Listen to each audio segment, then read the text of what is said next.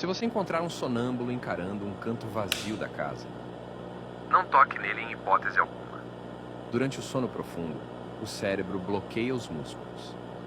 Quando esse bloqueio falha, o que resta é o instinto de sobrevivência mais primitivo da nossa espécie.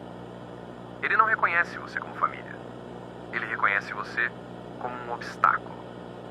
Note a dilatação das pupilas. O sistema nervoso dele está em estado de luta ou fuga. Se você fizer um som brusco, o corpo dele reagirá antes que ele acorde. Nesse estado, o corpo ignora os limitadores de dor. Ele pode receber inúmeros golpes e não vai nem perceber. O problema não é ele estar dormindo. O problema é que para ele você é a alucinação. Evite o contato visual. Os olhos de um sonâmbulo são janelas abertas para um lugar que não existe. Não tente acordar o que não quer ser acordado.